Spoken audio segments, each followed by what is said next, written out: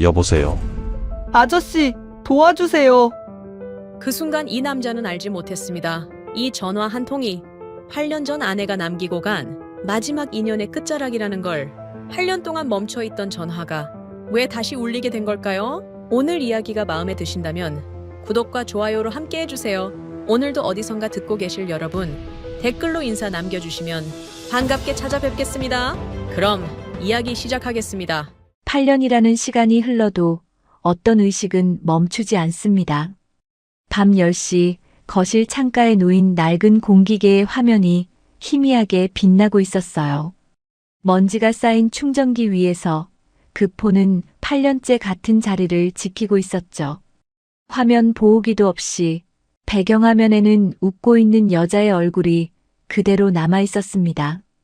65세 강태수는 오늘도 어김없이 자기 휴대폰을 들어 그 번호를 눌렀어요.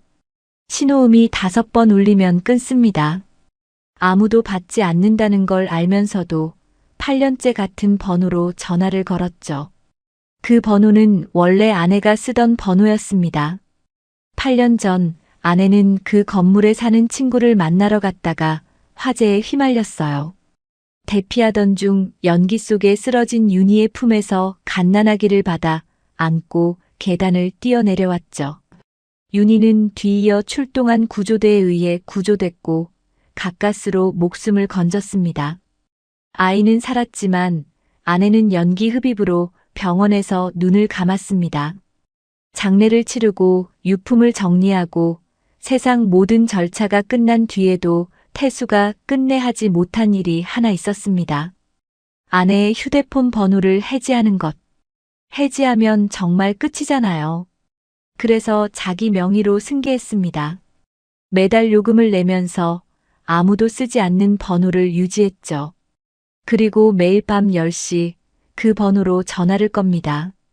신호음만 듣다가 끊는 게 전부지만 태수에게는 그게 유일한 애도의 방식이었습니다. 마치 아내가 아직 어딘가에서 전화를 받지 못하고 있을 뿐인 것처럼, 언젠가는 여보세요 하고 받을 것처럼. 오늘 밤도 그랬습니다. 침대에 앉아 휴대폰을 들고 통화 버튼을 누르려던 찰나 거실에서 벨소리가 먼저 울렸습니다. 태수는 손을 멈췄어요. 자기가 건 전화가 아니었습니다. 누군가 먼저 그 번호로 전화를 건 거였죠. 태수는 벌떡 일어나 거실로 뛰어갔습니다. 떨리는 손으로 공기계를 집어들었죠. 여보세요. 그 번호에서 사람 목소리를 들은 건 8년 만이었습니다. 아저씨, 도와주세요. 어린아이 목소리였습니다. 떨리고 울먹이고 겁에 질린 목소리. 누구야? 거기 어디야? 삼촌이 쓰러졌어요. 아이는 울면서 말했습니다. 옆에 있던 삼촌 같은 아저씨가 갑자기 쓰러졌다고. 눈을 안 뜬다고. 엄마가 이 번호 외우라고 했어요. 무슨 일 생기면 전화하라고. 태수의 심장이 쿵 하고 내려앉았습니다. 엄마가 이 번호를. 잠깐만, 이름이 뭐야? 지금 어디 있어? 준서요. 저 8살이에요. 근데 여기가 어딘지 몰라요. 태수는 다른 손으로 자기 휴대폰을 집어들었습니다. 119에 신고를 넣으려는데 손이 떨려서 2번이나 잘못 눌렀죠. 겨우 연결해서 아이에게 질문을 던졌습니다. 밖에 뭐가 보여? 창문으로 봐봐. 빨간 간판이요. 글자는 잘 안 보여요. 또 뭐 있어? 차 지나가는 소리 들려? 네. 큰 도로 같아요. 근데 세차장 있어요. 문 닫힌 세차장. 준서야, 혹시 벽에 뭐 붙어 있어? 종이 같은 거. 재개발. 구산동 재개발이라고 써 있어요. 태수는 119에 그 정보를 전달했습니다. 폐업한 세차장, 빨간 간판, 대로변 구산동 재개발 구역. 30년 넘게 현장을 뛰었던 감각이 살아났습니다. 머릿속으로 지도를 그리면서 옛 동료에게 문자를 보냈죠. 구산동 재개발 쪽 폐업 세차장 아는 데 있어? 경비실 딸린 곳. 답이 금방 왔습니다. 세차장 2군데 있는데 큰 도로 붙은 건 북쪽 현장이다. 경비실 있는지는 확실치 않아. 태수는 이미 현관문을 나서고 있었습니다. 준서야, 아저씨가 지금 갈게. 전화 끊지 마. 네. 근데 삼촌이 안 일어나요. 아저씨 빨리 와요. 아이의 울음소리를 들으며 태수는 차에 올라탔습니다. 8년 만에 그 번호로 걸려온 전화. 누군가의 엄마가 아이에게 이 번호를 외우게 했다는 것. 무섭고 위험할 때 여기로 전화하라고 했다는 것. 태수는 이유를 몰랐습니다. 다만 이 전화를 끊으면 안 된다는 것만은 알았죠. 잘못 걸려온 전화라면 이렇게 심장이 뛰지 않았을 겁니다. 8년 동안 멈춰있던 무언가가 그 밤 처음으로 다시 움직이고 있었습니다. 태수는 악셀을 밟았습니다. 밤거리의 신호등이 파랗게 바뀌고 차는 어둠 속으로 달려갔죠. 수화기 너머로 아이의 숨소리가 들렸습니다. 겁에 질린 작고 연약한 숨소리. 괜찮아, 준서야. 아저씨가 금방 갈게. 태수는 자기도 모르게 아내에게 하던 말투로 아이를 달래고 있었습니다. 밤 11시 무렵 태수의 차가 폐업한 세차장 앞에 멈춰 섰습니다. 동료가 알려준 북쪽 현장이 맞았어요. 119 구급차는 이미 도착해 있었죠. 빨간 경광등이 어둠 속에서 돌아가고 있었고 부지 안쪽 경비실에서 들것이 나오고 있었습니다. 태수는 차에서 내리자마자 뛰었습니다. 도착 직전에 통화가 끊겼어요. 마지막으로 아이가 흐느끼는 소리만 남기고 전화는 끊어졌습니다. 경비실 문 앞에서 구급대원 하나가 태수를 막아섰죠. 보호자분이세요? 아니요, 전화. 이 아이가 저한테 전화를 했어요. 태수는 숨을 몰아쉬며 경비실 안을 들여다봤습니다. 간이 침대 2개가 놓인 좁은 방 한쪽 구석에 아이 옷가지가 접혀 있었고 작은 책상 위에는 학습지가 펼쳐져 있었어요. 그리고 방 한가운데 담요를 덮은 채 들것에 실려나가는 남자가 보였습니다. 50대 초반쯤 되어 보이는 마른 체격의 남자였어요. 얼굴이 창백하고 눈은 감겨 있었죠. 삼촌. 그 순간 경비실 안에서 작은 아이가 뛰어나왔습니다. 파자마 차림의 맨발이었어요.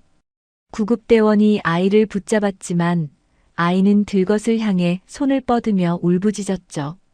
삼촌, 일어나, 삼촌. 태수의 가슴이 찢어지는 것 같았습니다. 30년 넘게 화재 현장을 뛰면서 수없이 봐왔던 장면이었어요.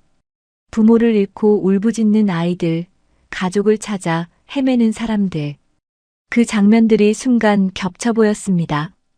태수는 무의식적으로 아이에게 다가갔어요. 무릎을 꿇고 눈높이를 맞췄죠. 준서야. 아이가 고개를 들었습니다. 눈물 범벅이 된 얼굴, 떨리는 입술. 그런데 태수의 얼굴을 보자 아이의 눈이 커졌어요. 아저씨. 전화 아저씨? 그래, 아저씨가 왔어. 아이는 한 발짝 다가오다가 멈췄습니다. 태수의 얼굴을 올려다보며 전화 너머로 들었던 목소리를 떠올리는 것 같았어요.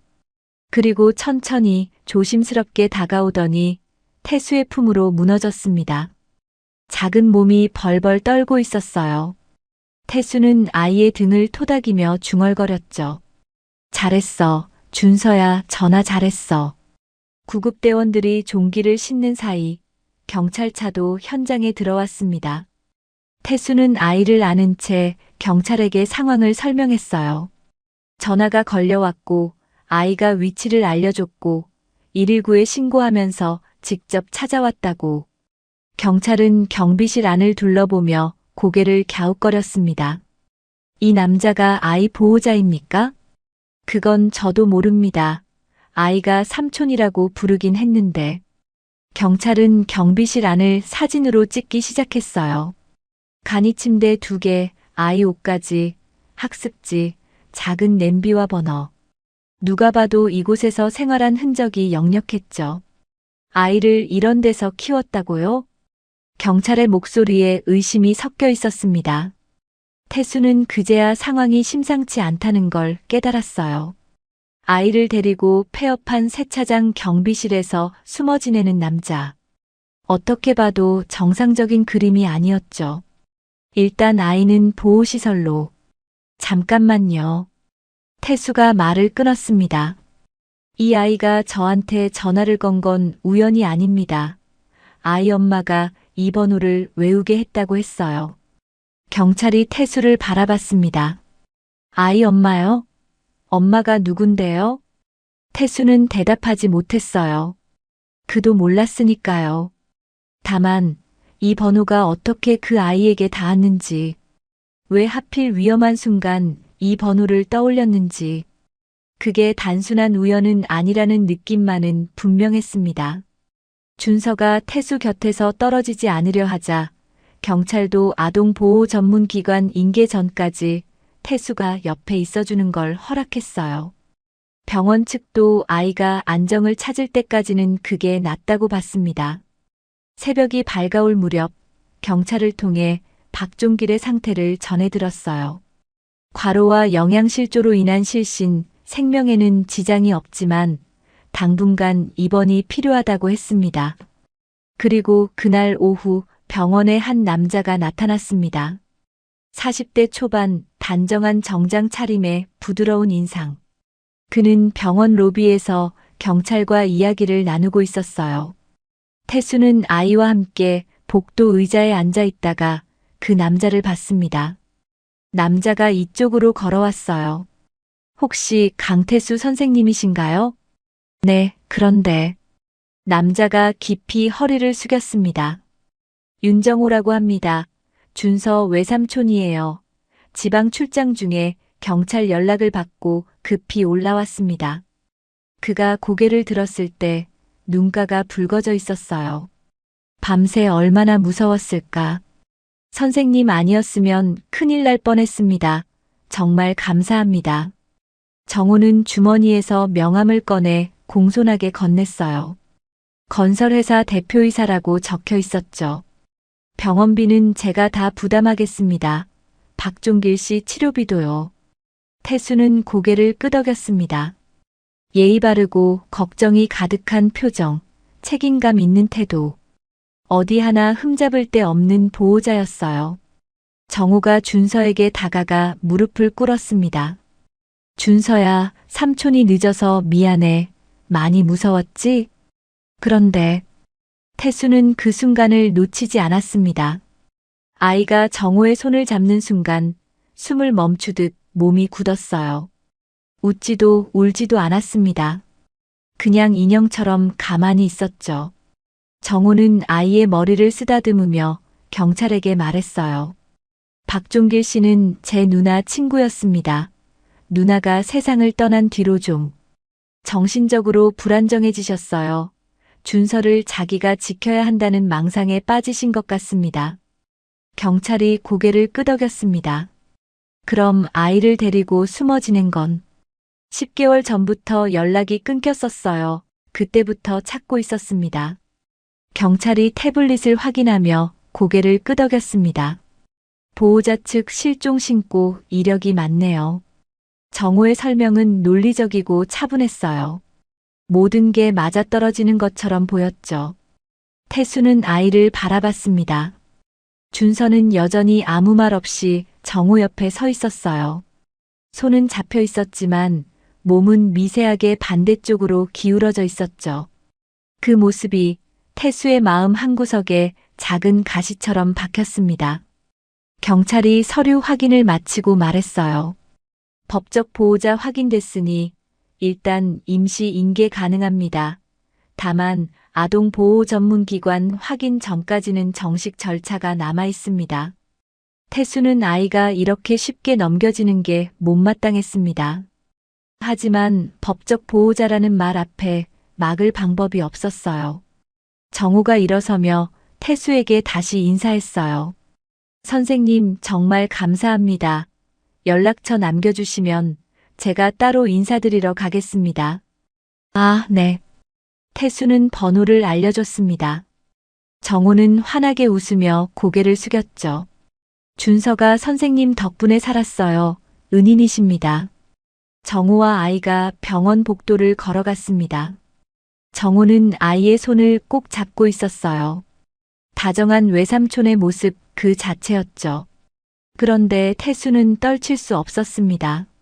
아이가 정호 손을 잡는 순간 숨을 멈추던 그 표정.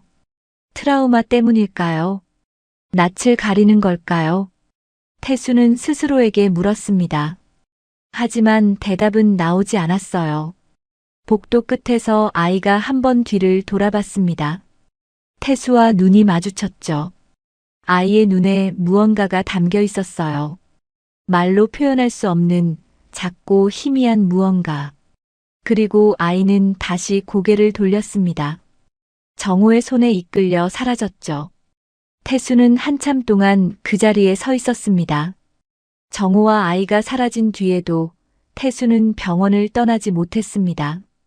복도 의자에 앉아 한참을 멍하니 있었어요. 아이가 마지막으로 돌아봤던 그 눈빛이 자꾸 떠올랐죠. 말로 표현할 수 없는 작고 희미한 무언가. 그게 뭐였을까요? 태수는 고개를 저었습니다. 생각해봐야 소용없었어요. 법적 보호자가 나타났고 절차대로 인계됐고 자신은 이제 아무 관계도 아니었죠. 그런데 발이 떨어지지 않았습니다. 결국 태수는 병실 쪽으로 걸어갔어요. 박종길이 입원해 있는 병실. 문 앞에서 잠시 망설이다가 안을 들여다봤습니다. 종길은 침대에 누운 채 링거를 맞고 있었어요. 눈은 감겨 있었고 얼굴은 여전히 창백했죠. 태수는 조용히 병실 안으로 들어갔습니다.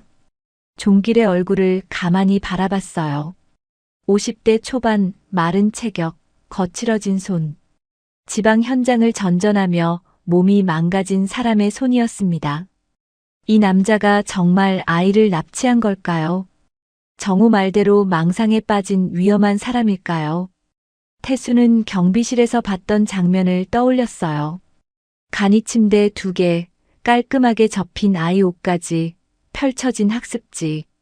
그건 납치범의 은신처가 아니었습니다. 누군가 아이를 정성껏 돌본 흔적이었죠. 그리고 준서가 울부짖던 목소리. 삼촌, 일어나 삼촌. 그 목소리엔 공포보다 매달림이 더 짙었습니다. 태수는 창가에 놓인 의자에 앉았어요. 종길이 깨어나기를 기다리기로 했습니다. 해가 기울 무렵 종길의 눈꺼풀이 떨렸습니다. 태수는 자리에서 일어나 침대 옆으로 다가갔어요. 종길이 천천히 눈을 떴습니다. 천장을 멍하니 바라보다가 고개를 돌려 태수를 봤죠. 눈에 경계심이 가득 찼어요. 누구? 강태수입니다. 어젯밤 준서가 저한테 전화를 걸었어요. 종길의 눈이 커졌습니다. 준서. 준서는요? 준서 어디 있어요? 종길이 벌떡 일어나려 했어요. 태수가 어깨를 잡아 말렸습니다. 괜찮아요. 아이는 무사해요. 어디 있냐고요? 지금 누구랑 있어요? 종길의 목소리가 떨리고 있었어요. 눈에는 공포가 서려 있었죠. 단순한 걱정이 아니었습니다. 태수가 먼저 입을 열었어요. 경비실 안을 봤습니다. 간이 침대 2개, 깔끔하게 접힌 옷까지, 학습지까지, 납치범이 사는 곳 같진 않더군요. 종길의 눈에서 경계심이 조금 풀렸습니다. 준서가 삼촌 일어나라며 울더군요. 그게 정말 걱정되는 목소리였어요. 종길의 눈가에 물기가 고였어요. 외삼촌이라는 분이 왔어요. 윤정호 씨, 지금 그 사람이랑 있습니다. 그 순간 종길의 얼굴이 하얗게 질렸습니다. 안 돼요. 종길이 태수의 팔을 붙잡았어요. 링거줄이 흔들렸습니다. 그 사람한테 보내면 안 돼요, 제발. 왜요? 무슨 일이 있는 겁니까? 종길은 대답하지 못했어요. 입술만 파르르 떨렸죠. 눈가에 물기가 고였습니다. 윤희가 그랬어요. 윤희요? 준서 엄마요. 제 친구였어요. 종길이 힘겹게 말을 이었습니다. 윤희가 죽기 전에 저한테 부탁했어요. 준서를 절대 정우한테 맡기지 말라고. 태수의 심장이 멈추는 것 같았습니다. 왜요? 무슨 이유로요? 종길이 고개를 떨궜어요. 자세한 건 말 안 했어요. 근데 정우만 오면 윤희가 벌벌 떨었어요. 돈 얘기만 나오면 표정이 굳었고요. 종길이 힘겹게 말을 이었습니다. 팔에 멍이 있는 걸 본 적도 있는데 자꾸 숨겼어요. 그리고 준서는요. 정우 집에 갈 때마다 울면서 돌아왔어요. 종길의 눈에서 눈물이 흘러내렸습니다. 그 뒤로 윤희는 준서를 정우 앞에 절대 혼자 두지 않았어요. 증거는 없어요. 그냥 옆에서 본 것밖에. 그래서 10개월 동안 도망쳤어요. 경찰한테 가면 다시 정우한테 넘어갈 게 뻔했으니까 옳은 방법이 아닌 줄 알면서도 그 방법밖에 없었어요. 종길이 태수의 손을 꽉 잡았어요. 선생님, 제발 준서 좀 지켜주세요. 저는 이제 아무것도 못해요. 몸도 이 모양이고 경찰한테 잡혀갈 거고. 태수는 아무 말도 할 수 없었습니다. 종길의 눈빛은 진심이었어요. 망상에 빠진 사람의 눈이 아니었습니다. 무언가를 끝까지 지키려다 무너진 사람의 눈이었죠. 윤희가 선생님 번호를 준서한테 외우게 했어요. 태수가 고개를 들었습니다. 뭐라고요? 제 앞에서 직접 종이에 번호를 적어줬어요. 준서한테 몇 번이고 따라 외우게 했습니다. 무슨 일 생기면 여기로 전화하라고. 이 사람이 널 도와줄 거라고. 태수의 머릿속이 하얘졌습니다. 윤희, 준서의 엄마. 그 사람이 아내 번호를 알고 있었다는 것. 그리고 그 번호를 아이에게 남겼다는 것. 아직은 알 수 없었어요. 다만 8년 전 아내의 죽음과 어젯밤 걸려온 전화가 어딘가에서 이어져 있다는 느낌만은 분명했습니다. 태수는 한참 동안 말을 잇지 못했습니다. 창밖으로 해가 지고 있었어요. 병실 안이 붉은 노을빛으로 물들었습니다. 종길이 힘없이 말했어요. 선생님이 누군지, 윤희가 왜 그 번호를 남겼는지 저도 몰라요. 근데 윤희가 믿은 사람이에요. 죽어가면서도 아들한테 남긴 번호예요. 종길의 눈이 태수를 똑바로 바라봤습니다.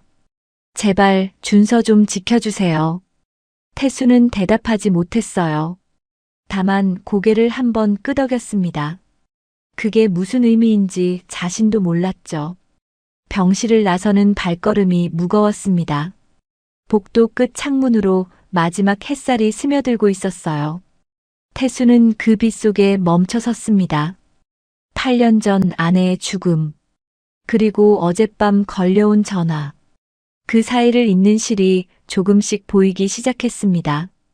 하지만 아직 모르는 게 너무 많았어요.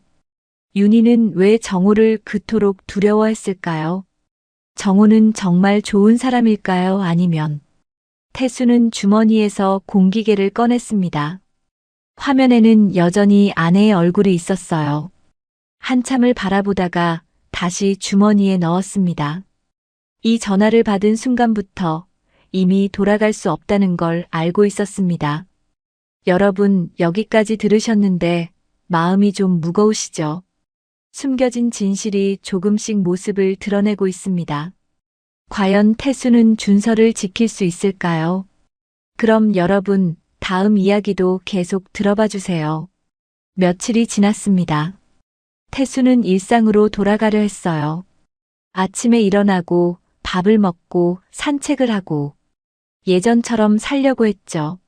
하지만 밤 10시가 되면 손이 저절로 휴대폰을 집어들었습니다. 번호를 누르려다 멈추고 멈추다 다시 누르고 결국 전화를 걸지 못한 채 공기계만 바라봤어요. 그 번호로 전화를 거는 건 이제 의미가 달라져 있었습니다.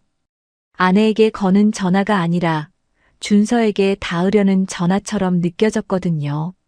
종길에게서 연락이 온 건 사흘째 되던 날이었어요. 선생님, 드릴 게 있습니다. 병원에서 만난 종길은 퇴원 준비를 하고 있었습니다. 경찰 조사는 아직 진행 중이었지만 구속까지는 가지 않았어요. 아동 은닉 혐의는 있었지만 학대나 위해 정황이 없었고 무엇보다 아이가 종길을 무서워하지 않았다는 게 참작됐죠.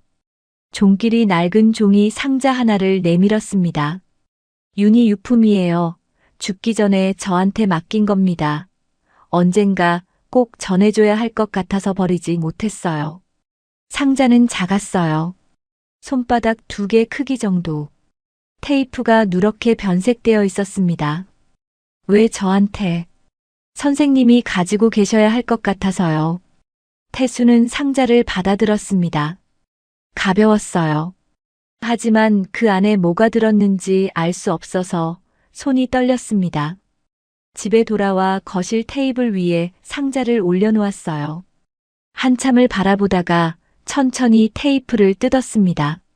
안에는 몇 가지가 들어있었어요. 낡은 사진 몇 장, 접힌 종이 한 장, 그리고 작은 봉투 하나. 태수는 사진부터 집어들었습니다.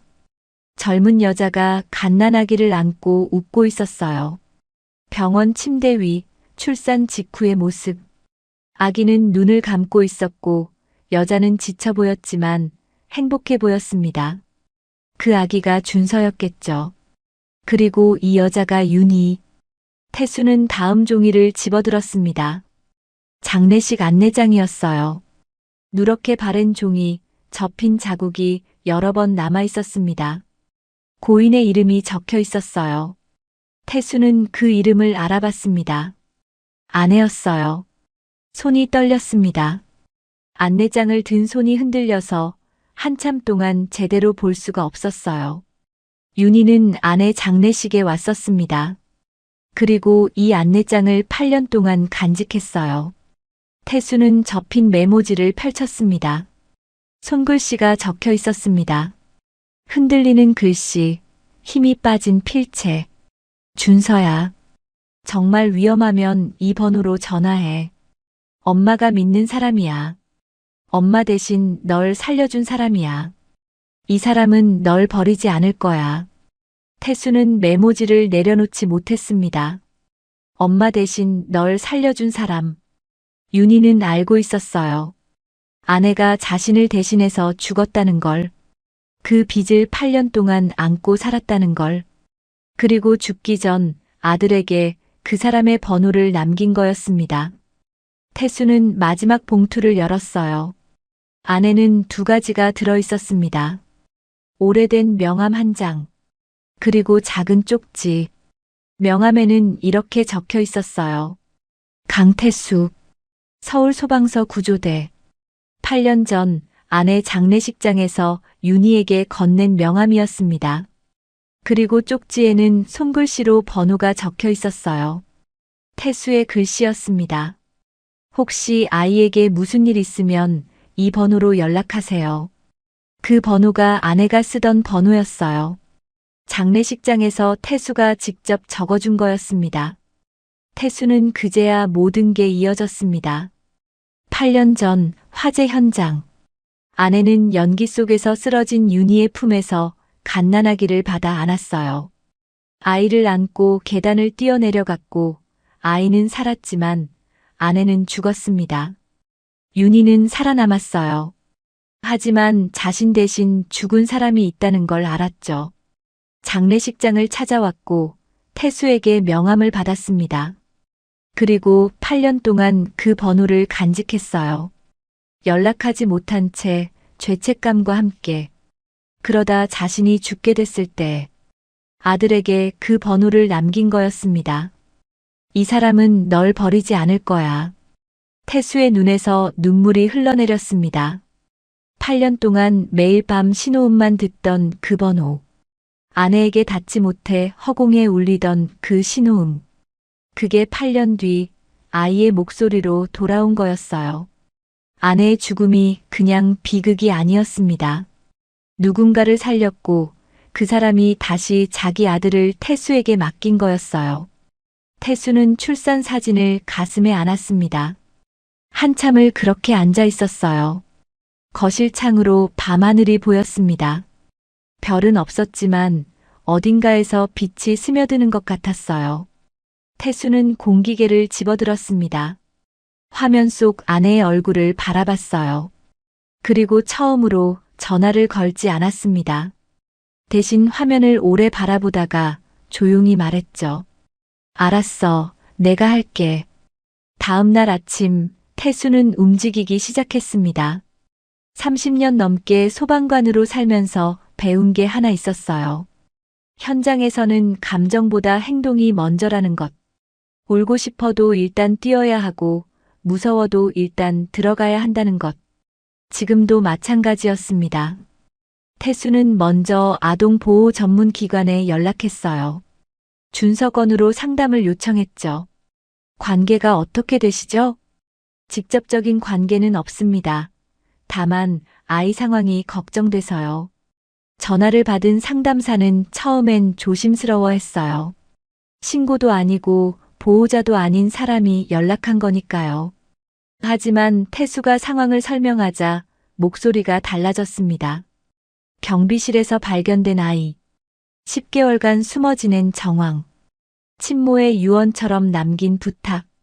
그리고 법적 보호자에게 인계된 뒤 연락이 끊긴 상태. 혹시 아이와 직접 통화하신 적 있으세요? 네, 그날 밤 전화로요. 아이가 저한테 먼저 전화를 걸었습니다. 지금 아이 상태를 확인할 방법이 있으신가요? 없습니다. 외삼촌이 데려간 뒤로는요. 상담사가 잠시 침묵했어요. 선생님, 지금 말씀하신 내용만으로도 접수는 가능합니다. 다만 저희가 바로 조사에 들어가려면 조금 더 구체적인 정황이 필요합니다. 어떤 게 필요합니까? 학대 정황을 뒷받침할 기록이요. 병원 기록, 주변인 진술, 문자나 통화 내역, 아니면 아이 본인 진술이라도요. 태수는 수첩을 꺼내 적었습니다. 알겠습니다. 찾아보겠습니다. 상담사가 한 박자 쉬고 다시 말했어요. 그리고 선생님, 한 가지 말씀드릴 수 있는 건 있어요. 뭡니까? 구체적인 내용은 말씀드리기 어렵지만 저희도 그냥 넘겨볼 상황은 아니라고 판단하고 있습니다. 태수의 손이 멈췄습니다. 기관도 이미 뭔가를 경계하고 있다는 뜻이었어요. 전화를 끊고도 태수는 한참 동안 가만히 앉아 있었어요. 종길이 병실에서 했던 말이 떠올랐습니다. 정오만 오면 윤희가 벌벌 떨던 것. 돈 얘기만 나오면 표정이 굳던 것.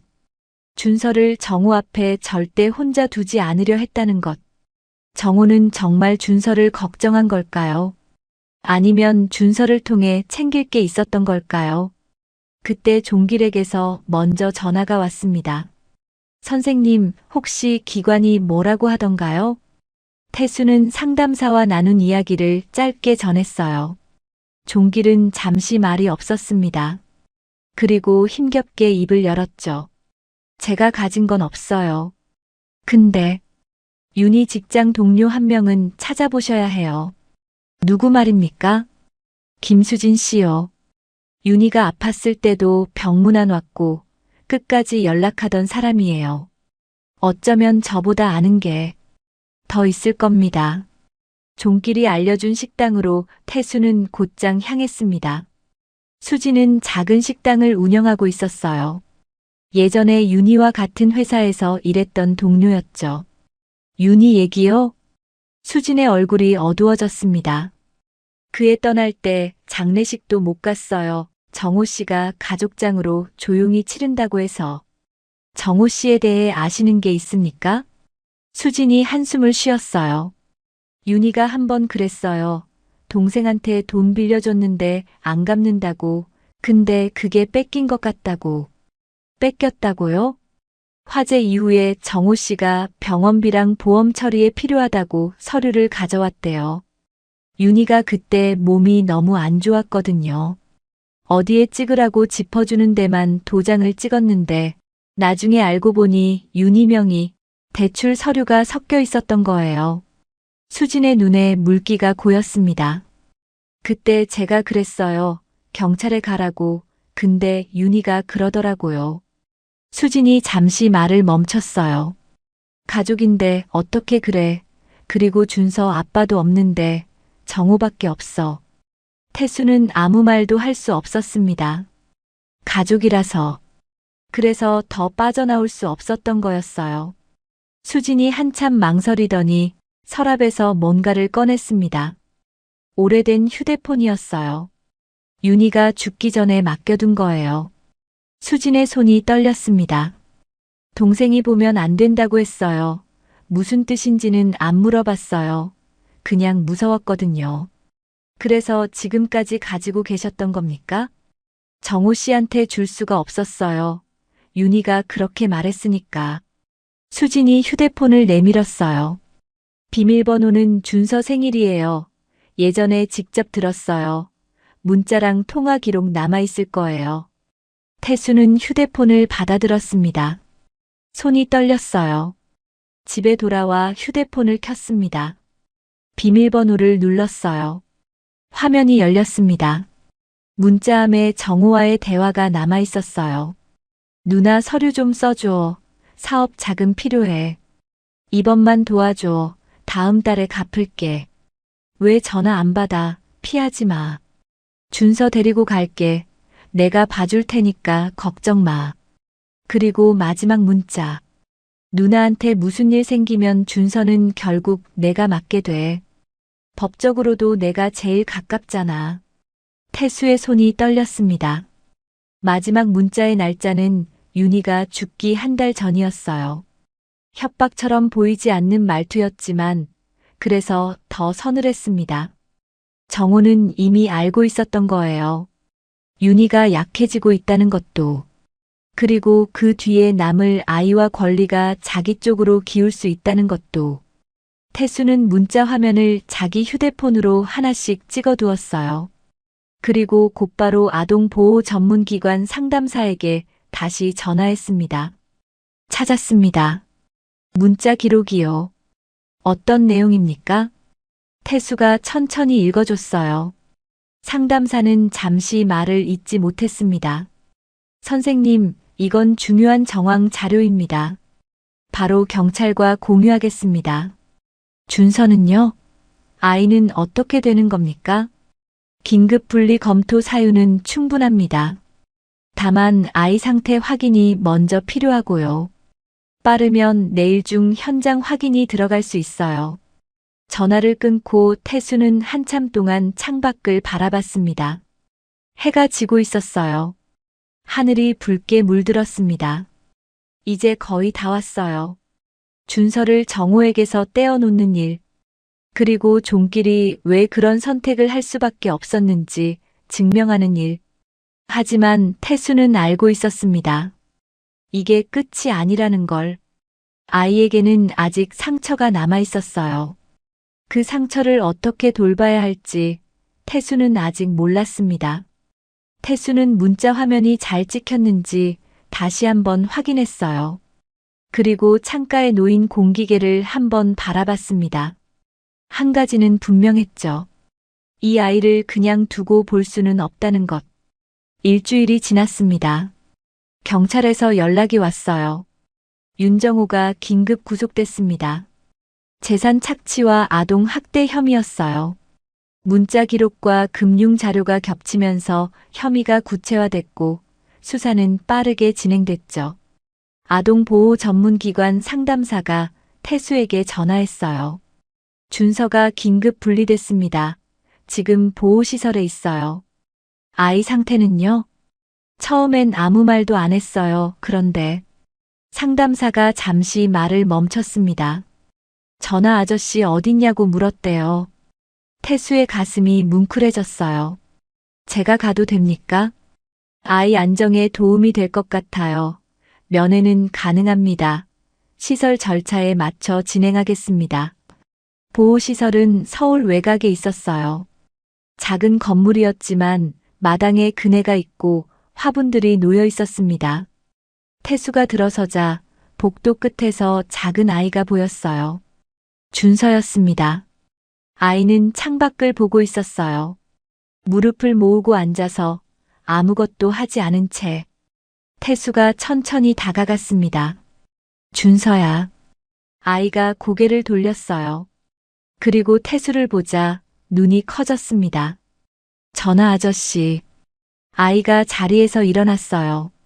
한 발짝, 두 발짝. 천천히 다가오더니 태수 앞에서 멈췄습니다. 아저씨, 진짜 왔어요? 그래, 왔어. 다시 안 가? 태수는 무릎을 꿇고 아이와 눈높이를 맞췄어요. 혼자 두지 않을게. 아이의 눈에서 눈물이 흘러내렸습니다. 그리고 천천히 태수의 품으로 안겼어요. 작은 몸이 떨리고 있었습니다. 하지만 그건 무서워서가 아니었어요. 안도하는 떨림이었죠. 태수는 아이의 등을 토닥였습니다. 아무 말도 하지 않았어요. 그냥 안아줬습니다. 한참 뒤 상담사가 다가왔어요. 선생님, 잠깐 말씀드릴 게 있습니다. 복도 끝에서 상담사가 말했습니다. 준서 임시 보호자를 정해야 하는데요. 친인척 중에 적합한 분이 안 계세요. 그럼 어떻게 되는 겁니까? 위탁 가정이나 시설에서 지내게 됩니다. 그런데 상담사가 태수를 바라봤어요. 선생님이 긴급 임시 보호자로 신청하시면 검토를 진행할 수 있습니다. 적격 심사를 통과해야 하지만요. 태수는 대답하지 못했어요. 65세, 혼자 사는 퇴직 소방관. 아이를 키워본 적도 없고 앞으로 얼마나 살지도 모르는 사람. 자격이 있을까요? 아이가 선생님을 안정 대상으로 인식하고 있어요. 기관에서도 가능성을 보겠습니다. 천천히 생각하셔도 돼요. 상담사가 돌아가고 태수는 마당에 섰습니다. 그네가 바람에 살짝 흔들리고 있었어요. 해가 기울어 마당에 긴 그림자가 졌습니다. 문득 아내 생각이 났어요. 8년 전 아내는 연기 속에서 모르는 아이를 안고 계단을 뛰어내려왔습니다. 망설일 시간 같은 건 없었겠죠. 그냥 아이가 위험하니까 몸이 먼저 움직인 거였을 거예요. 태수는 아내가 왜 그랬는지 이제야 알 것 같았습니다. 자격이 있어서가 아니었어요. 그냥 눈앞에 아이가 있었으니까. 그게 전부였던 거죠. 태수는 상담사를 다시 찾아갔습니다. 신청하겠습니다. 상담사가 고개를 끄덕였어요. 서류 준비하고 가정 방문 일정 잡겠습니다. 며칠 뒤 적격 심사와 가정 방문을 마쳤어요. 짧은 시설 적응 기간이 끝나고 주말 외박 형태의 임시 동행이 먼저 허가됐습니다. 그리고 다시 며칠 뒤 준서는 태수의 집으로 오게 됐어요. 아이는 거실을 두리번거렸어요. 낯선 곳이었지만 무서워하진 않았습니다. 여기서 살아? 응, 여기서 살아. 아저씨 혼자? 응, 혼자였어. 이제까지는. 준서가 태수를 올려다봤어요. 이제는? 태수는 아이의 머리를 쓰다듬었습니다. 이제는 둘이지. 밤이 깊어갔어요. 준서는 태수의 방 옆 작은 방에서 잠들었습니다. 이불을 덮어주고 나오려는데 아이가 중얼거렸어요. 엄마가 그랬어. 이 아저씨가 지켜줄 거라고. 태수는 아무 말도 하지 못했어요. 그냥 이불을 다시 한번 여며줬습니다. 아이가 잠든 뒤 태수는 거실로 나왔어요. 밤 10시였습니다. 습관처럼 휴대폰을 집어들었어요. 그리고 번호를 누르려다 멈췄습니다. 창가에 놓인 공기계를 바라봤어요. 화면 속 아내의 얼굴이 희미하게 빛나고 있었습니다. 태수는 공기계를 들어 한참을 바라봤어요. 그리고 천천히 충전기 위에 내려놓았습니다.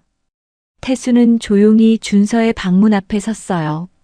문틈으로 아이의 고른 숨소리가 들렸습니다. 8년간 매일 밤 허공에 울리던 신호음. 그게 오늘 밤 이 작은 숨소리로 바뀌었습니다. 태수는 문에 등을 기대고 천천히 앉았어요.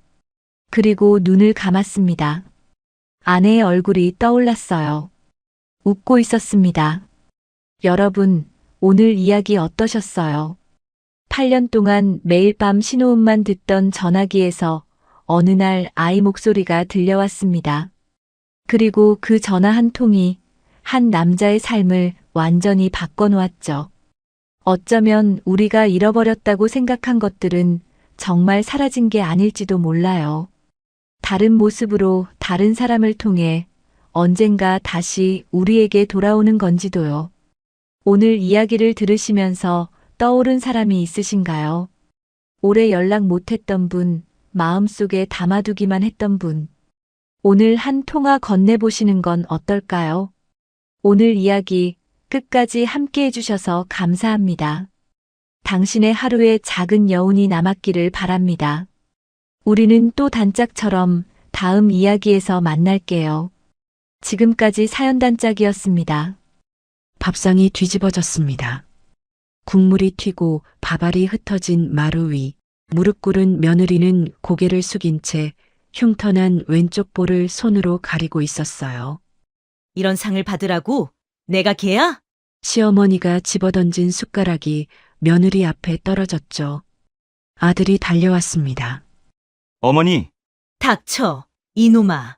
내가 전현을 데려와서 이 집안 꼴이 이렇게 됐어.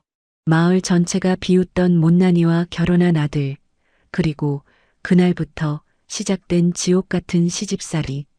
하지만 이 여자의 진짜 정체가 밝혀지는 순간 손가락질하던 모든 사람들이 고개를 숙이게 됩니다. 이야기의 전말이 궁금하시다면 구독과 좋아요 부탁드려요. 그럼 지금부터 그날의 진실을 들려드리겠습니다. 경기도 외곽의 작은 마을 해복리. 인구 300명 남짓한 이 조용한 곳에서 윤판석 씨네 집은 제법 알아주는 농가였어요. 사과 과수원 3,000평의 비닐하우스까지 넉넉하진 않아도 먹고 살 만한 형편이었죠. 무엇보다 이 집엔 자랑거리가 하나 있었습니다. 외아들 윤재혁? 송말순 여사는 35에 어렵게 얻은 이 아들을 금쪽같이 키웠어요. 여름엔 행여 햇볕에 살탈까 양산 들고 따라다녔고 겨울엔 손이 틀까봐 장갑을 2겹씩 씌웠죠. 농사일은 절대 안 시켰습니다. 공부만 하라고, 이 마을 벗어나서 크게 되라고 뒷바라지했어요. 그런데 서울에서 대학까지 나온 아들이 29에 돌아와서 한다는 말이 뭐였냐면요. 어머니, 저 수빈이랑 결혼할 겁니다. 강수빈. 그 이름을 듣는 순간 송 여사의 숟가락이 밥상 위로 떨어졌습니다. 마을 사람들 사이에서 못난이 수빈이로 불리던 바로 그 여자였거든요. 수빈은 5살 때 집에 불이 나서 왼쪽 볼부터 목까지 화상 흉터가 남았어요. 28이 된 지금까지도 그 흉터는 선명했고 마을 사람들은 그녀를 볼 때마다 고개를 절레절레 흔들었죠. 쯧쯧, 저래가지고 누가 데려가겠어. 불쌍하긴 한데 얼굴이 저 모양인데 시집은 무슨. 어릴 때부터 그런 소리를 들으며 자란 수빈은 늘 고개를 숙이고 다녔습니다. 사람들 눈을 피해 새벽같이 일어나 밭일을 하고 해가 지면 집으로 돌아오는 게 그녀의 일상이었어요. 재혁이 수빈을 처음 제대로 본 건 작년 가을이었습니다. 태풍이 몰아친 다음 날 밭에서 혼자 쓰러진 비닐하우스를 일으켜 세우는 수빈을 봤죠. 흉터난 얼굴에 땀이 줄줄 흘렀지만 그녀는 이를 악물고 기둥을 붙들고 있었어요. 저기요, 도와드릴까요? 아, 아니에요. 괜찮아요. 수빈은 황급히 고개를 돌렸습니다. 흉터가 있는 쪽을 가리려는 습관적인 동작이었죠. 재혁은 그런 그녀가 마음에 걸렸어요. 그날 이후로 일부러 수빈네 밭 근처를 지나다니기 시작했습니다. 말을 걸면 도망치듯 피하던 수빈이 조금씩 마음을 열기까지 반년이 걸렸죠. 그리고 올해 봄 재혁은 부모님 앞에 무릎을 꿇었습니다. 전 수빈이 아니면 결혼 안 합니다. 미쳤구나. 내가 널 어떻게 키웠는데. 송 여사가 울부짖었어요. 35에 어렵게 얻은 아들, 손에 물 한 방울 안 묻히고 키운 귀한 자식인데요. 우리 집안 며느리로 못난 일을 드리겠다고? 내가 정말 그러고 싶어? 어머니, 수빈이는 못난이가 아닙니다. 재혁의 목소리가 낮아졌어요. 다시는 그렇게 부르지 마세요. 제 아내 될 사람입니다. 송 여사는 처음으로 아들의 눈에서 차가운 빛을 봤습니다. 하지만 그렇다고 인정할 수는 없었죠. 결국 결혼식은 마을회관에서 조촐하게 치러졌어요. 하객들의 수군거림이 식장 안을 가득 채웠습니다. 수빈은 면사포로 얼굴을 가렸지만 사람들의 시선을 피할 순 없었어요. 저 흉터 봤어? 면사포 써도 다 비치더라. 송 여사 속이 까맣게 타겠네. 수빈의 어깨가 미세하게 떨렸습니다. 재혁이 그 손을 꽉 잡아주었어요. 시댁으로 들어온 첫날 밤이었습니다. 송 여사는 며느리를 거실에 세워두고 위아래를 훑어봤어요. 마치 더러운 것을 보는 눈빛이었죠. 내가 이 결혼 인정 못하는 거 알지? 네, 어머님. 우리 재혁이를 어떻게 홀렸는지 모르겠지만 난 절대 너를 며느리로 안 봐. 수빈은 고개를 숙인 채 대답했습니다. 죄송합니다, 어머님. 됐어. 내일부터 새벽 4시 반에 일어나. 이 집에서 밥 먹으려면 그만큼 일해야지. 송 여사가 안방으로 들어가고 수빈은 한참을 그 자리에 서 있었어요. 수빈은 그날 울지 않기로 마음먹었습니다. 그때였습니다. 복도 끝에서 낮은 목소리가 들려왔어요. 수빈은 숨을 죽이고 귀를 기울였죠. 어머니, 제발이요. 재혁이었습니다. 안방 문 앞에 서서 어머니에게 사정하고 있었어요. 제가 선택한 사람입니다. 한 번만 봐주세요.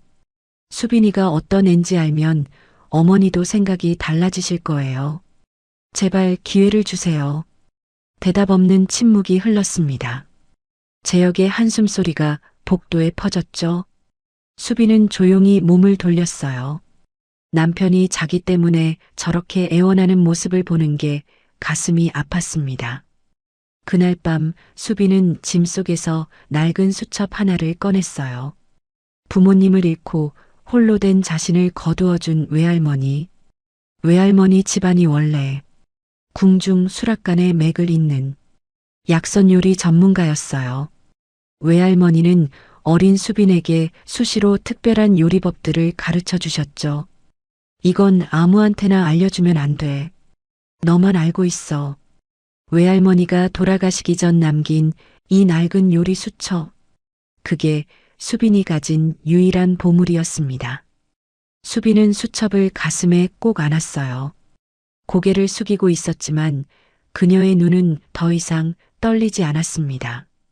가슴 속에 품은 이 수첩이 지옥 같은 삶을 끝내줄 유일한 열쇠라는 걸 수빈은 믿고 있었거든요.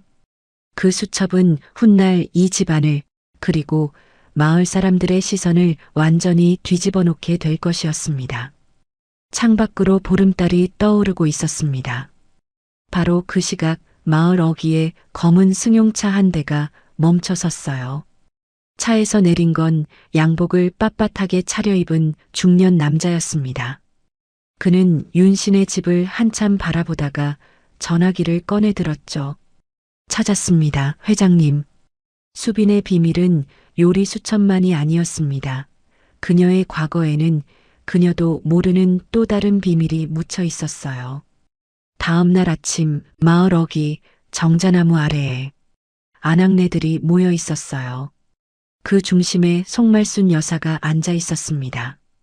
이장 부인 박 씨가 옆자리를 차지하고 있었죠. 말순아, 그래도 며느리 들였으니 이제 좀 마음 편하겠네. 편하긴요. 속이 새까맣게 타들어가요. 송 여사가 한숨을 푹 내쉬었어요. 그 못난이가 우리 재혁이한테 무슨 약을 쳤는지.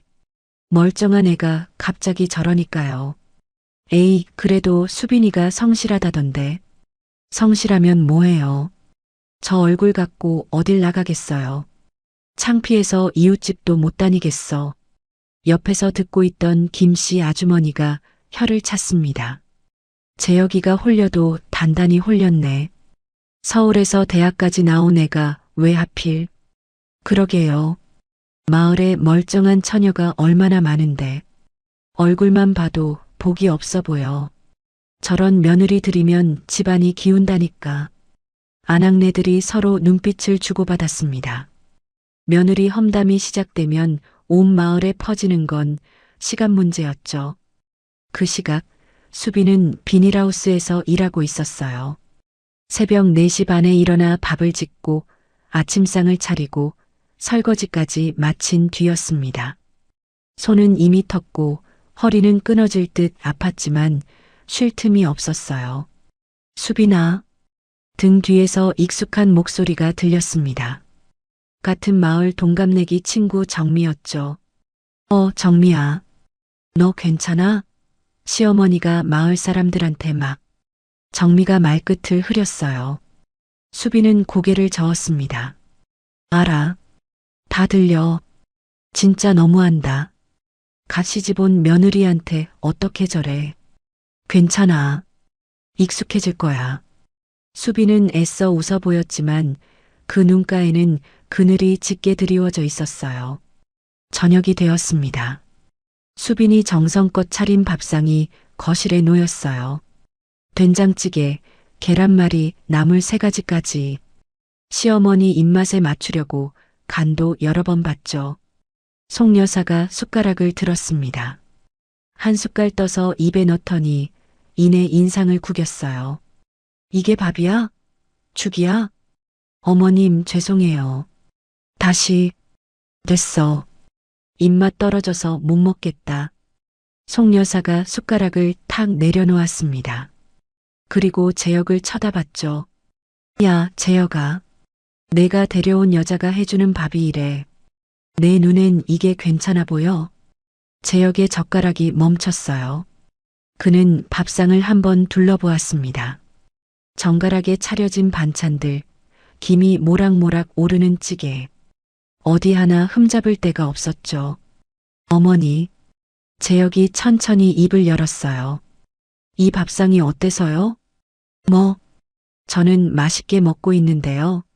수빈이가 정성껏 준비한 거 어머니도 아시잖아요. 송 여사의 눈이 커졌습니다. 아들이 자기한테 대드는 건 결혼 전에는 없던 일이었거든요. 지금 나한테 뭐라는 거야? 사실대로 말씀드리는 거예요. 수빈이가 뭘 해도 어머니는 트집 잡으시잖아요. 이놈이. 송 여사가 벌떡 일어났어요. 손이 부들부들 떨리고 있었죠. 그래, 좋아. 나보다 네 여자가 좋으면 너희끼리 살아. 나는 이 집 나갈 테니까. 송 여사가 안방으로 쿵쿵 걸어 들어갔습니다. 문이 쾅 닫혔어요. 그런데 얼마 지나지 않아 안방에서 신음소리가 새어나왔습니다. 뒷목이야, 뒷목. 재혁이 벌떡 일어났어요. 어머니. 안방 문을 열자 송 여사가 뒷목을 움켜쥔 채 이불 위에 쓰러져 있었습니다. 얼굴이 벌겋게 달아올라 있었죠. 여보, 어머니가. 수빈도 달려왔어요. 송 여사의 상태를 본 순간 수빈의 눈빛이 달라졌습니다. 잠깐만요. 수빈은 부엌으로 뛰어갔어요. 화병에는 대추와 감초 그리고 수빈의 손이 능숙하게 움직였어요. 20분 뒤 그녀는 작은 찻잔을 들고 안방으로 들어왔습니다. 어머님, 이거 한 번만 드셔보세요. 뭔데? 이상한 거 아니겠지? 송 여사가 경계하는 눈으로 쳐다봤어요. 하지만 뒷목이 너무 아파서 거부할 여유가 없었죠. 마지못해 한 모금 마셨습니다. 따뜻한 액체가 목을 타고 내려갔어요.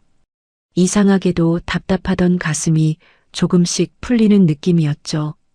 뭐야 이거. 송 여사가 중얼거렸어요. 이상하게. 속이 편하네.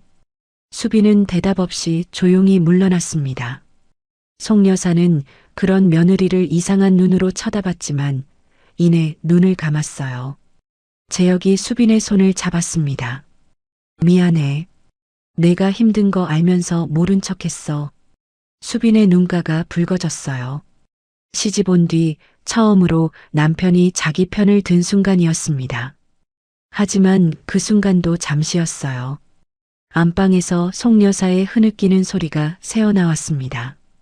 내가 뭘 잘못했다고. 29년을 저 하나만 바라보고 살았는데 송 여사에게 아들은 전부였어요. 그런데 그 아들이 오늘은 며느리 편을 들었습니다. 그 순간 송 여사는 처음으로 자기 세상이 무너지는 소리를 들었죠.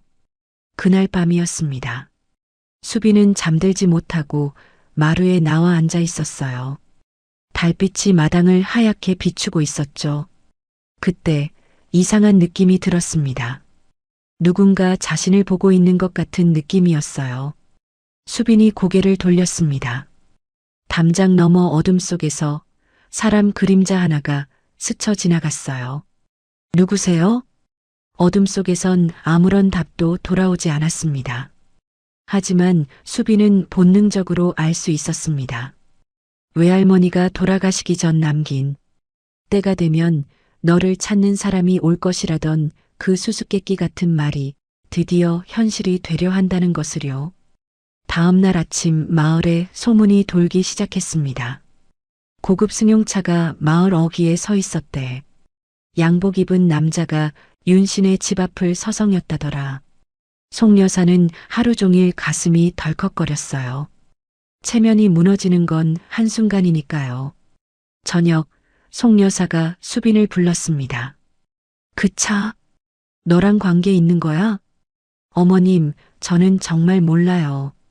송 여사는 분노가 아니라 두려움에 떨고 있었어요. 우리 집안이 너 때문에 손가락질 당하게 생겼어. 수빈은 대답하지 못했습니다. 자기도 몰랐거든요. 왜 하필 지금 그 사람들이 자신을 찾는지. 폭풍은 이미 마을 어귀에 도착해 있었습니다. 다음 날 새벽 수빈은 여느 때처럼 부엌에서 밥을 짓고 있었어요. 그때 대문 밖에서 인기척이 났습니다. 이른 아침에 누가 왔을까? 수빈이 조심스럽게 대문을 열었어요. 검은 양복 차림의 남자가 서 있었습니다. 어젯밤 담장 너머로 스쳐 지나간 그 그림자의 주인이었죠. 누구세요? 남자가 천천히 고개를 숙였어요. 공손하고 조심스러운 인사였습니다. 20년을 찾았습니다, 아가씨. 수빈의 심장이 멈추는 것 같았어요. 무슨 말씀이신지. 회장님께서 찾고 계십니다. 강수빈 아가씨, 아니, 서수빈 아가씨라고 불러드려야 할까요? 수빈의 얼굴이 하얗게 질렸습니다. 저한테 무슨, 이 명함을 받아주십시오. 회장님께서 직접 만나 뵙고 싶어 하십니다. 남자가 내민 명함에는 태성그룹이라는 글자가 선명하게 박혀 있었어요. 태성그룹. 대한민국 10대 재벌 중 하나였죠. 수빈의 손이 떨렸습니다. 잘못 찾아오신 것 같아요. 저는 그런 분들이랑 아무 관계도 아닙니다. 틀림없이 맞습니다. 남자의 눈빛이 단호했어요. 회장님께서 20년 넘게 찾으셨습니다. 이번 주 안으로 연락드리겠습니다. 남자는 그 말만 남기고 사라졌어요. 수빈은 한참을 그 자리에 서 있었습니다. 손에 쥔 명함이 납덩이처럼 무거웠죠. 그런데 문제는 이 장면을 누군가가 보고 있었다는 거예요. 담장 너머로 고개를 내밀고 있던 김씨 아주머니였습니다. 세상에, 김씨 아주머니의 눈이 휘둥그레졌어요. 양복 입은 남자가 수빈에게 뭔가를 건네고 간 장면을 똑똑히 봤거든요. 1시간도 안 돼서 마을 전체에 소문이 퍼졌습니다.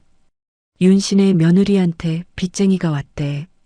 아니래, 사채업자래. 양복 입은 남자가 뭘 건넸다더라. 아마 독촉장 아닐까? 어휴, 저 집안 이제 끝났네. 소문은 눈덩이처럼 불어났어요. 점심때가 되자 송 여사의 귀에도 들어갔죠. 뭐라고? 송 여사의 얼굴이 시뻘겋게 달아올랐습니다. 그년이 사채까지 끌어다 썼어? 송 여사가 부엌으로 뛰어갔어요. 수빈이 설거지를 하고 있었죠. 야! 송 여사가 수빈의 팔을 확 잡아챘습니다. 너 아침에 누구 만났어? 어머님, 그게 마을 사람들이 다 봤어. 양복 입은 남자한테 뭘 받았다며? 수빈은 아무 말도 할 수 없었어요. 명함을 보여줄 수도 설명할 수도 없었습니다. 자신도 모르는 과거였으니까요. 대답해. 저도 모르는 일이에요, 어머님. 거짓말. 송 여사의 손이 허공을 갈랐습니다. 찰싹. 수빈의 뺨에 손바닥 자국이 선명하게 남았어요. 내가 이 집안을 망치려고 작정했구나. 이 집에서 당장 나가. 송 여사가 소리를 지르다가 갑자기 가슴을 움켜쥐었습니다. 얼굴이 새파랗게 질려가고 있었어요. 흥분이 과해서 호흡이 가빠진 거였죠. 수빈의 눈빛이 달라졌습니다. 그녀는 재빨리 송 여사의 손목 안쪽 혈자리를 눌렀어요. 어머님, 숨을 천천히 쉬세요. 지금 흥분하시면 어머님만 손해예요. 뭐야? 일단 앉으세요. 제가 지난번 드린 차 기억나시죠? 효과 있었죠? 송 여사는 영문도 모른 채 수빈에게 이끌려 의자에 앉았습니다. 이상하게도 손목을 누르자 가슴이 진정되고 있었어요. 이게 뭔? 어머님 건강이 먼저예요. 화내시는 건 나중에 하셔도 돼요. 수빈의 목소리는 차분했습니다. 맞은 뺨이 빨갛게 부어오르고 있었지만 눈빛은 흔들리지 않았어요. 그때 재혁이 뛰어들어왔습니다. 어머니, 지금 뭐 하시는 거예요? 재혁이 수빈의 뺨을 보고 얼굴이 굳어졌습니다. 수빈이 때리신 거예요? 이 못난 놈아. 내가 데려온 년이 사채업자한테 쫓기고 있어. 그게 무슨 헛소리예요. 재혁의 목소리가 단호했습니다. 수빈이가 그럴 사람이 아닌 건 제가 제일 잘 알아요. 무슨 일인지는 모르겠지만 수빈이 말을 먼저 들어봐야죠. 재혁이 수빈의 손을 잡았어요. 수빈아, 천천히 말해봐. 소문의 그 사람이 누구야? 수빈은 입술을 깨물었습니다. 명함을 꺼내 보여줬어요. 태성그룹? 재혁의 눈이 커졌습니다. 이게 왜 너한테? 저도 몰라요. 정말로요. 그 사람이 회장님이 절 찾는다고. 20년 넘게 찾았다고. 수빈의 목소리가 떨렸어요. 저녁이 되었습니다. 마을회관 앞에 사람들이 모여 수군거리고 있었어요. 윤신의 며느리가 결국 사고를 쳤네. 얼굴만 봐도 복이 없다더니. 그들은 아무것도 몰랐습니다. 그저 양복 입은 남자는 빚쟁이라고 단정 지었을 뿐이었죠. 수빈이 정민의 집에 가려면 그 앞을 지나가야 했어요. 사람들의 시선이 일제히 꽂혔습니다. 저기 간다. 쟤 때문에 윤신애가 망하게 생겼대. 수빈은 고개를 숙이고 빠르게 걸었어요. 그때 김씨 아주머니가 앞을 막아섰습니다. 수빈아, 너 우리 마을에 피해 끼치면 안 되지 않겠니? 수빈의 눈가가 붉어졌어요. 아무 잘못도 없었습니다. 아무것도 모르는데 모든 게 자기 탓이 되어가고 있었죠. 다리에 힘이 풀렸습니다. 주저앉으려는 순간이었어요. 기익. 굉음과 함께 검은 고급 승용차가 흙먼지를 일으키며 마을회관 앞에 멈춰 섰습니다. 마을 사람들이 일제히 뒤로 물러났어요. 뭐야 저건. 차 문이 열렸습니다. 흰 머리칼에 노신사가 내렸어요. 값비싼 양복, 위험 있는 자태. 한눈에 봐도 보통 사람이 아니었죠. 노신사는 수빈을 향해 다가왔습니다. 그리고 모든 사람들이 보는 앞에서 수빈 앞에 무릎을 꿇었어요. 수빈아.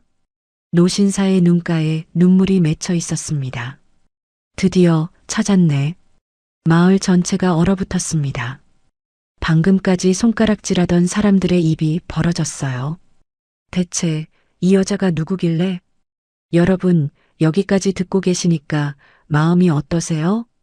마을 사람들한테 손가락질 당하면서도 꿋꿋이 버티던 수빈이 정말 대단하죠. 시어머니한테 뺨까지 맞으면서도 오히려 혈자리를 눌러드리는 그 마음씨라니요.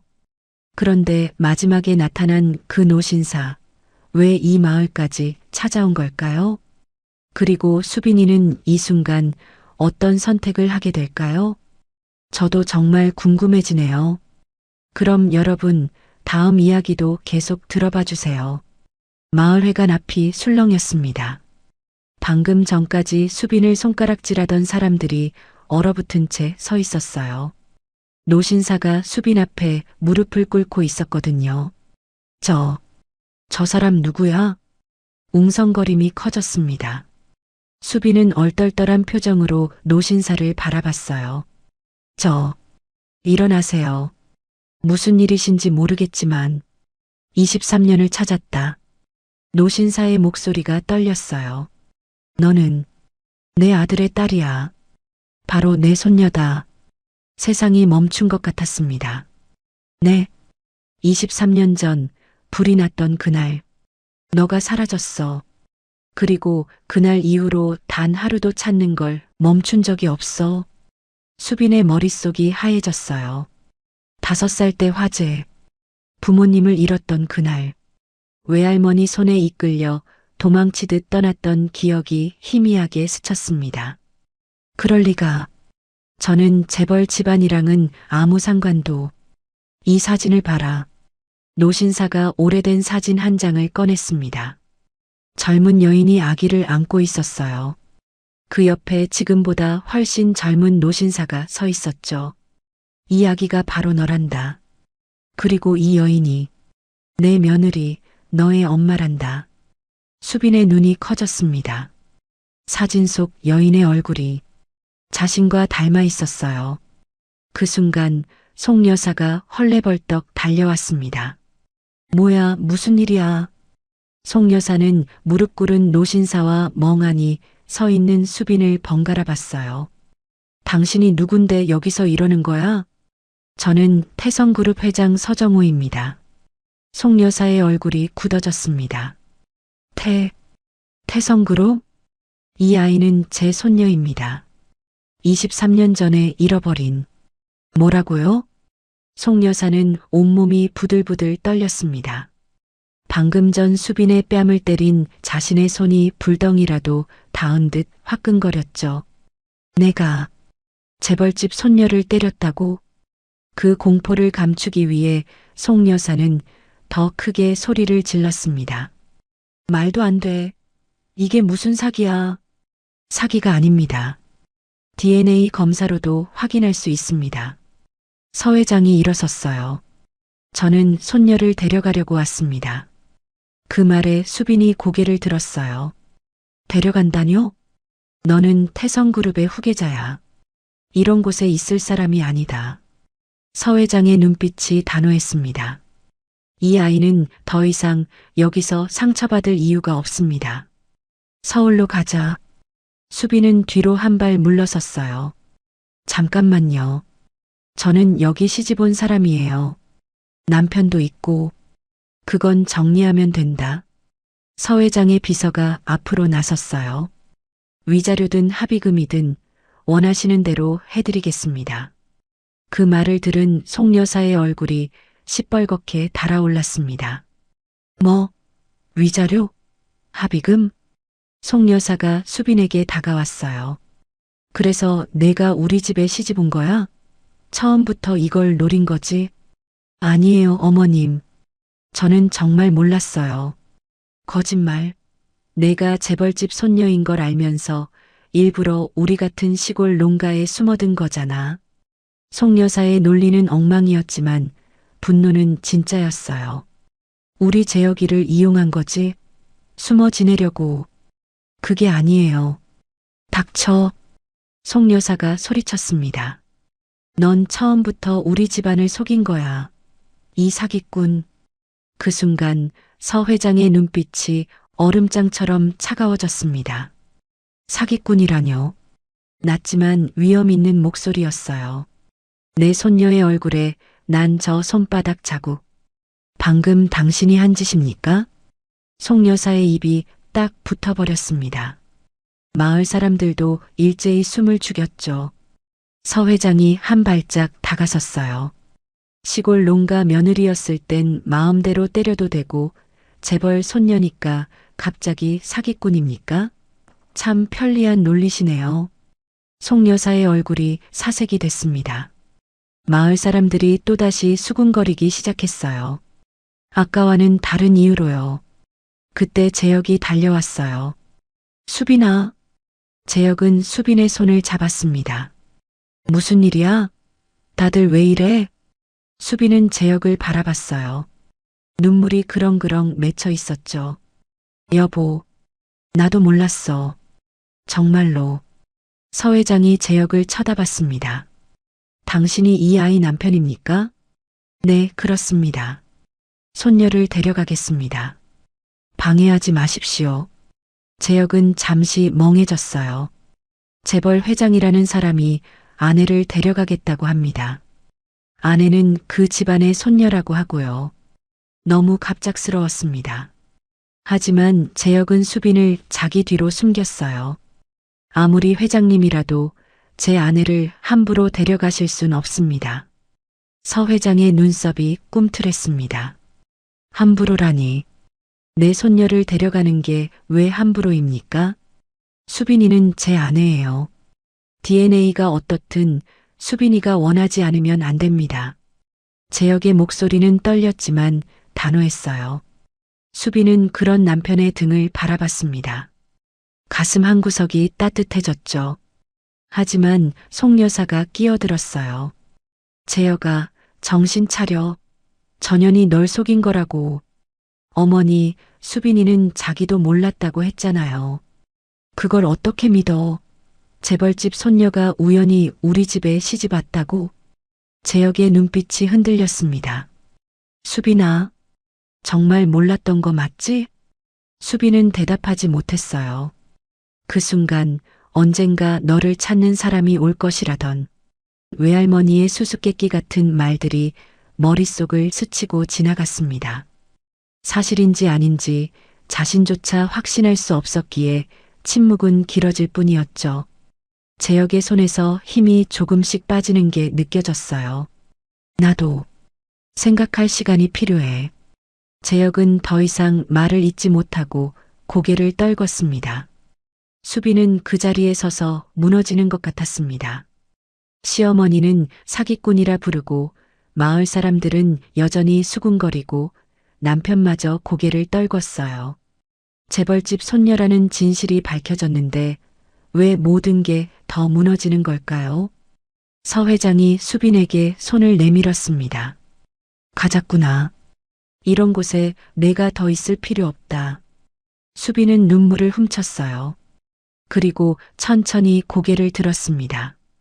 자신을 사기꾼이라 욕하는 마을 사람들, 사르르 떨고 있는 시어머니를 차분하게 바라봤어요.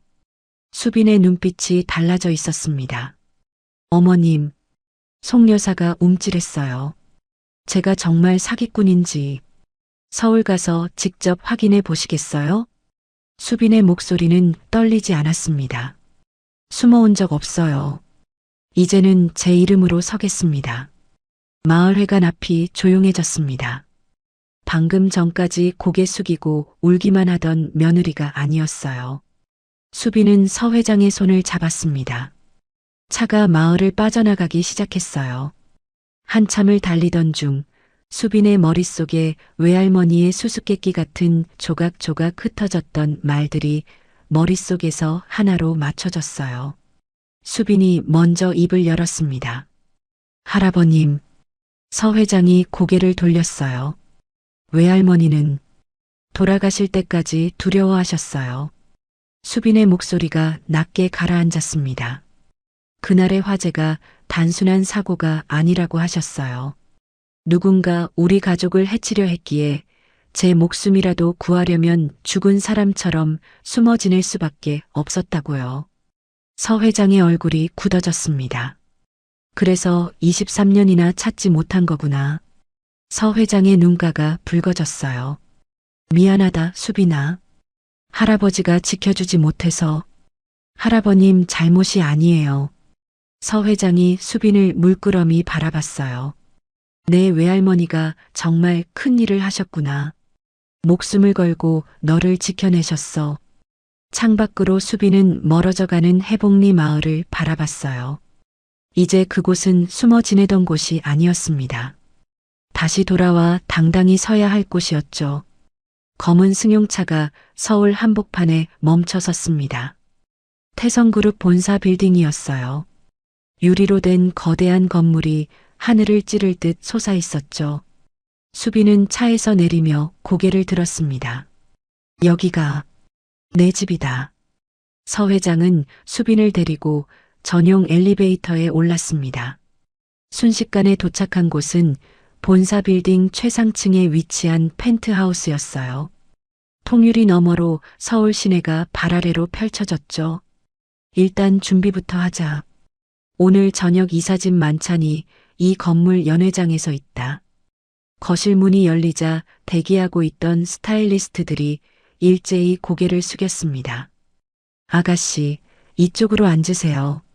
3시간이 흘렀습니다. 거울 앞에 선 수빈은 자신의 모습을 믿을 수가 없었어요. 시골에서 입던 낡은 옷 대신 실크 드레스가 몸을 감싸고 있었습니다.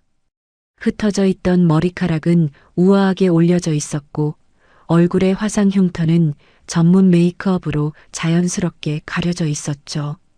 아가씨, 정말 아름다우세요. 스타일리스트가 감탄했어요. 수빈은 거울 속 자신을 바라봤습니다. 해복리 마을에서 못난이라고 불리던 그 여자가 아니었어요. 당당하고 우아한 재벌가의 후계자가 거기 서 있었죠. 저녁 만찬장에 수빈이 입장했습니다. 웅성거림이 퍼졌어요. 저분이 회장님의 잃어버린 손녀라던데 DNA 검사 결과도 나왔다더군. 저렇게 아름다운 분이. 수빈은 고개를 꼿꼿이 세우고 걸었습니다. 시선이 쏟아졌지만 더 이상 움츠러들지 않았어요. 서 회장이 수빈의 손을 잡고 단상에 올랐습니다. 오늘 여러분께 소개할 사람이 있습니다. 서 회장의 목소리가 울려 퍼졌어요. 23년 전 잃어버렸던 내 손녀 서수빈입니다. 오늘부로 태성그룹의 정식 후계자로 등록됩니다. 박수가 터져 나왔습니다. 수빈은 그 박수 소리를 들으며 생각했어요. 해복리 사람들이 이 모습을 본다면 바로 그때였습니다. 서 회장이 갑자기 가슴을 움켜쥐었어요. 할아버지. 수빈이 달려갔습니다. 서 회장의 얼굴이 창백해지고 있었죠. 괜찮아. 원래 심장이 좀. 비서님, 약 가져오세요. 주변이 술렁였어요. 비서가 약을 가져왔지만 서 회장은 고개를 저었습니다. 이 약은 요즘 효과가 없어? 수빈의 눈빛이 달라졌습니다. 그녀는 재빨리 서 회장의 손목을 잡았어요. 맥을 짚는 거였죠. 할아버지, 혹시 평소에 가슴이 답답하고 잠을 잘 못 주무세요? 어떻게 알았니? 저한테 방법이 있어요. 수빈은 만찬장 주방으로 뛰어갔습니다. 외할머니의 수첩이 머릿속에 펼쳐졌어요. 심장이 약한 분께는 연자육과 산조인을. 30분 뒤 수빈은 작은 찻잔을 들고 돌아왔습니다. 이걸 드셔보세요. 서 회장이 의심스러운 눈으로 찻잔을 받았어요. 한 모금 마셨습니다. 이상하게도 조여오던 가슴이 서서히 풀리는 느낌이었어요. 이게 뭐니? 궁중에서 전해 내려오는 약선이에요. 외할머니한테 배웠어요. 서 회장의 눈이 커졌습니다. 내 외할머니가 궁중 약선을? 네. 외할머니 집안이 원래 궁중 수락관의 맥을 잇는 가문이었대요. 서 회장은 수빈을 물끄러미 바라봤어요. 잃어버린 손녀가 돌아온 것만으로도 기적인데 그 손녀가 자신의 병을 치료할 수 있는 능력까지 갖고 있다니. 하늘이 너를 보내준 거구나. 서 회장이 수빈의 손을 꽉 잡았습니다. 그 모습을 본 이사진들이 고개를 끄덕였어요. 저분이 진짜 후계자시군. 회장님 건강까지 챙기시다니. 수빈의 입지가 단숨에 굳어졌습니다. 그로부터 사흘 뒤였어요. 수빈의 휴대폰이 울렸습니다. 화면에 뜬 이름은 시어머니였어요. 수빈은 잠시 망설이다가 전화를 받았습니다. 여보세요? 수빈아? 송 여사의 목소리가 떨리고 있었어요. 아이고, 우리 며느님. 서울 잘 도착했어? 수빈은 아무 말도 하지 않았습니다. 그때 내가 좀 흥분해서. 원래 그런 뜻이 아니었어. 알지? 내가 얼마나 널 아꼈는데. 수빈의 눈이 차가워졌어요. 뺨을 때리던 손, 사기꾼이라고 소리치던 목소리가 떠올랐습니다. 그래서요, 어머님? 그러니까 우리 오해 좀 풀자고. 내가 해복리에서 잘못한 거 사과할게. 응? 송 여사의 목소리가 애처로워졌어요. 제발 재혁이 앞길 막지 말아줘. 응? 우리 집안이 어떻게 되겠어. 재벌 집안이랑 원수를 지면. 수빈은 전화기를 귀에서 떼고 창밖을 바라봤습니다. 서울의 야경이 반짝이고 있었어요. 어머님. 수빈이 천천히 입을 열었습니다. 마을 사람들 앞에서 저를 사기꾼이라고 하셨죠. 그분들 앞에서 해명해 주시면 생각해 볼게요. 전화기 너머로 송 여사가 말문이 막히는 게 느껴졌습니다. 수빈은 조용히 전화를 끊었어요. 창밖의 야경을 바라보며 중얼거렸습니다. 이제 시작이에요. 해복리로 돌아갈 날이 머지 않았습니다. 그때 이 모든 일의 진짜 결말이 시작될 거예요. 일주일 뒤 해복리 마을 어귀에 먼지가 피어올랐습니다. 검은 고급 승용차 세대가 줄지어 들어오고 있었어요. 맨 앞 차에서 수빈이 내렸습니다. 캐시미어 코트에 하이힐, 우아하게 올린 머리. 일주일 전 고개 숙이고 울던 그 여자가 아니었어요. 저게 수빈이야? 마을 사람들이 하나둘 모여들었습니다. 어머 세상에. 완전히 딴 사람 같아. 수빈의 뒤로 검은 양복 차림의 수행원들이 줄지어 섰어요. 서 회장도 지팡이를 짚고 차에서 내렸죠. 마을회관 앞이 순식간에 술렁였습니다. 수빈은 천천히 걸어갔어요. 그때 김씨 아주머니가 눈에 들어왔습니다. 일주일 전 마을에 피해 끼치면 안 되지 않겠니? 하며 길을 막았던 바로 그 사람이었죠. 수빈이 다가가자 김씨 아주머니의 얼굴이 하얗게 질렸어요.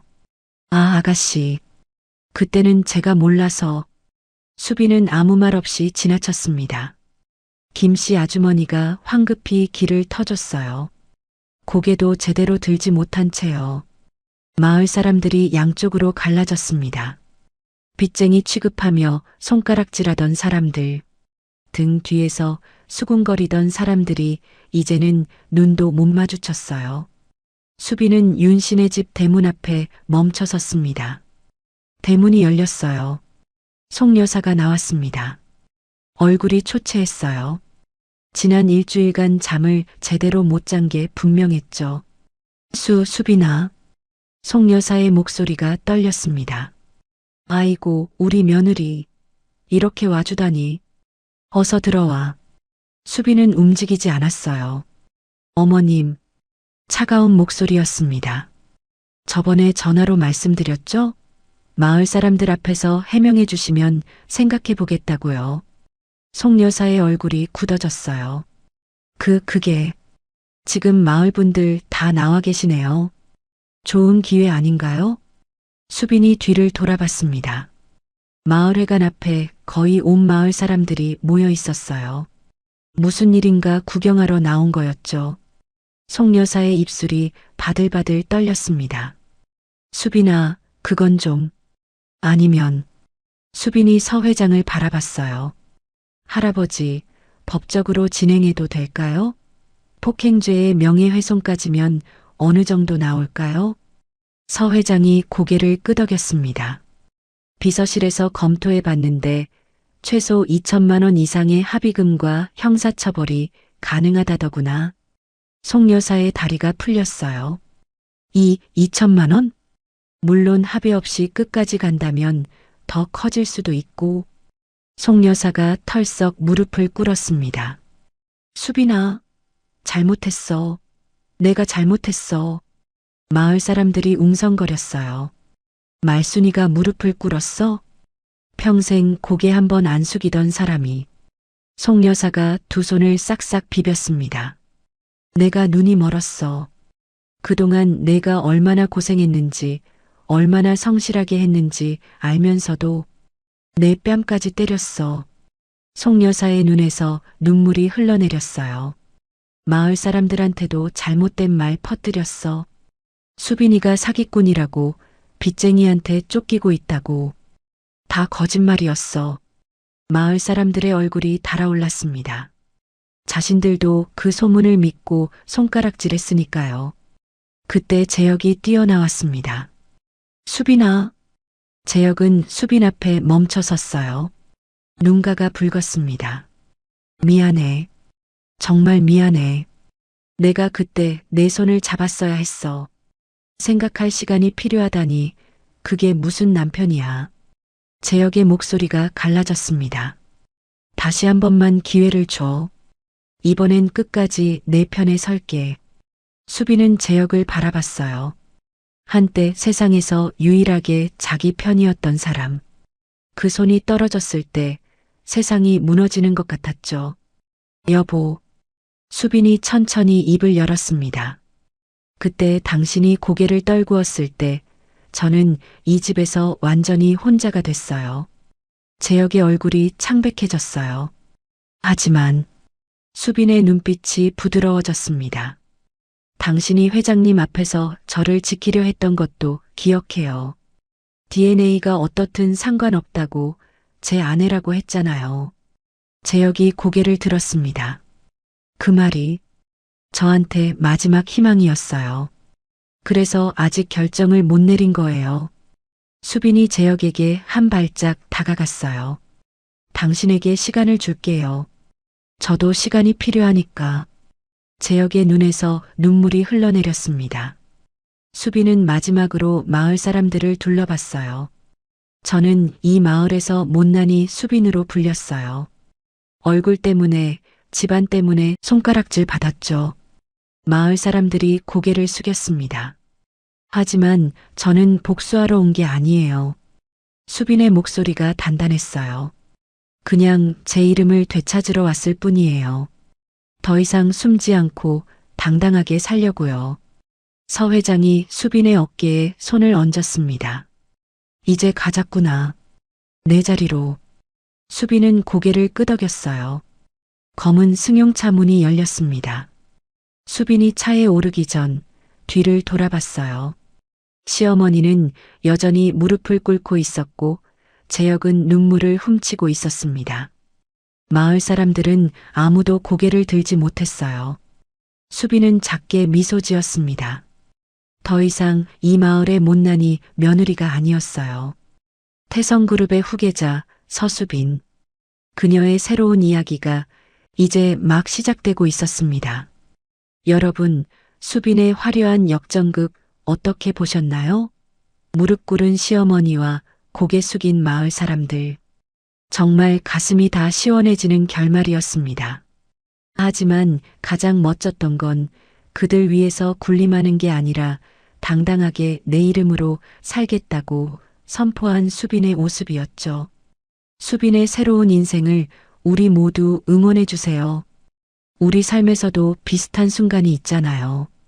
아무리 노력해도 인정받지 못할 때, 가장 가까운 사람한테 오해받을 때, 세상이 전부 적처럼 느껴질 때요. 그럴 때 기억해 주세요.